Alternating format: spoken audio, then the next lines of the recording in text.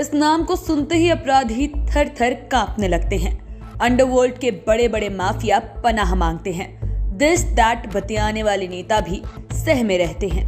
और वही आरएस भट्टी अब बिहार के नए डीजीपी बन गए हैं। इससे पहले ये एएसपी से लेकर एडीजी तक की जिम्मेवारी संभाल चुके हैं। बिहार में डीजीपी बनने से पहले ये केंद्र में बीएसएफ में पूर्वी कमान के एडीजी रहे।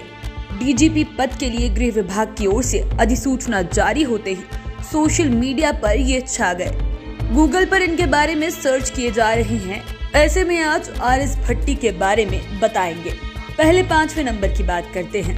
आरएस भट्टी बिहार के नए डीजीपी का शॉर्ट नाम है और ये इसी नाम से पुलिस महकमे से लेकर आम आवाम के बीच फेमस है।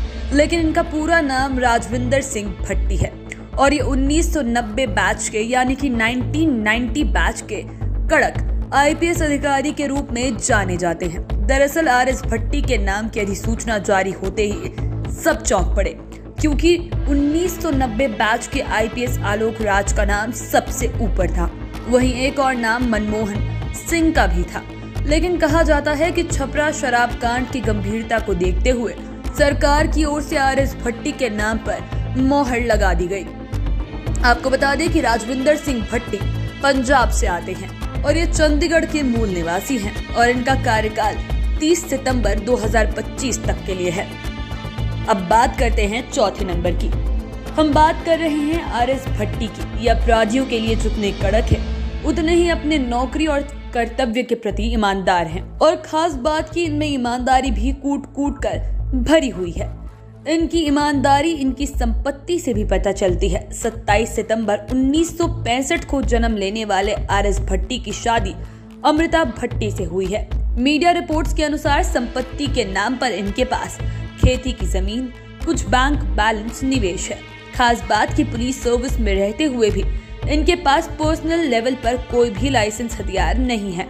इतना ही नहीं, इनके पास आभूषण तक नहीं है। मीडिया रिपोर्ट्स के मुताबिक अंतिम बार जब इन्होंने अपनी संपत्ति की घोषणा की थी तो उसके अनुसार इनका चंडीगढ़ के गांव मनीमाजरा में फार्म हाउस है। 1 करोड़ 80 लाख कीमत वाली कृषि भूमि में भट्टी साहब आधे भाग के हिस्सेदार हैं। इसी तरीके से अमृतसर में करीब 89 लाख मूल्य की खेती की जमीन है।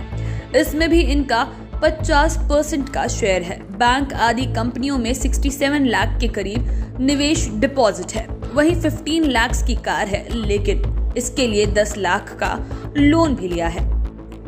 अब बात करते हैं तीसरे नंबर की। आरएस भट्टी भले ही पंजाब के मूल निवासी है, लेकिन ये बिहार को नस नस से जानते हैं।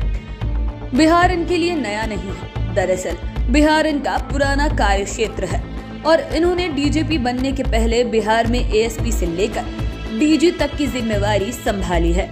यानी इनका बिहार में लंबा कार्यकाल रहा है। इन्होंने नवगछिया से बिहार में अपना करियर शुरू किया था। इसके बाद ये पटना के बाढ़ में भी एएसपी रहे। नवगछिया और बाढ़ इनके करियर का प्रोबेशन पीरियड था। वहीं एसपी के रूप में मधुबनी में पहली पोस्टिंग थी। सिवान में भी रहे। आज भी मधुबनी और सिवान के लोग इन्हें याद करते हैं।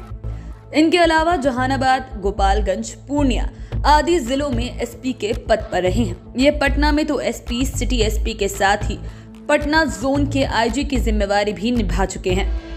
वहीं केंद्रीय प्रतिनियुक्ति पर जाने के पहले सुरक्षा में आईजी तथा बिहार सशस्त्र पुलिस बल के डीजी रह चुके थे।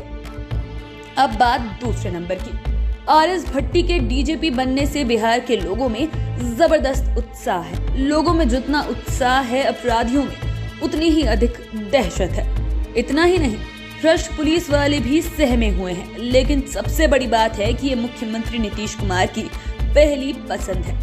दरअसल बिहार सरकार की तरफ से नई डीजीपी के लिए नाम संघ लोक सेवा आयोग यानी कि यूपीएससी को भेजे गए थे, जहां से 3 नाम फाइनल होकर आए थे। इनमें से सीनियोरिटी के आधार पर आईपीएस मनमोहन सिंह और आईपीएस आलोक राज के बाद तीसरे नंबर में आईपीएस राजविंदर सिंह भट्टी थे। और मुख्यमंत्री नीतीश कुमार ने राज्य के माहौल को देखते हुए आरएस भट्टी के नाम पर अपनी मोहर लगाई। उनके नाम पर मोहर लगते ही आम लोगों में काफी खुशी देखी जा रही है। इतना ही नहीं, ईमानदार अफसरों में भी खुशी की लहर है। अब बात करते हैं पहले नंबर की। आरएस भट्टी के बारे में कहा जाता है कि ये बदमाशों के लिए काल महाकाल सब हैं। ये एनकाउंटर और क्राइसिस मैनेजर के रूप में जाने जाते हैं। अपराधी कितना भी बड़ा क्यों नहीं हो, इनके सामने उसकी नहीं चलने वाली है। बता दें कि आर एस भट्टी अपनी पदस्थापना के साथ ही उस जिले के टॉप 10 क्रिमिनल्स को कंट्रोल करने का टास्क रखने के लिए चर्चित थे।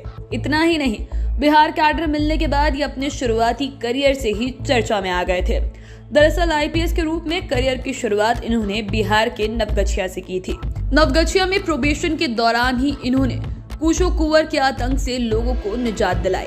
बाढ़ में एएसपी रहे तो इन्होंने पटना आकर अनंत सिंह के भाई दिलीप सिंह को गिरफ्तार कर लिया था। तब दिलीप सिंह विधायक थे और उनकी गिरफ्तारी सत्र के दौरान ही पटना स्थित उनके आवास से की गई थी।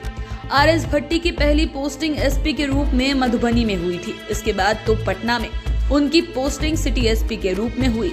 इसके बाद तो इन्होंने पीछे मुड़कर देखा ही नहीं। खास बात है कि इनकी ईमानदारी और कड़क अंदाज के दीवाने लोग आज भी हैं। अब चैनल के साथ बने रहें। अगर इस वीडियो को फेसबुक पर देख रहे हैं तो पेज को लाइक करें, यूट्यूब पर देख रहे हैं तो चैनल को सब्सक्राइब करें। धन्यवाद।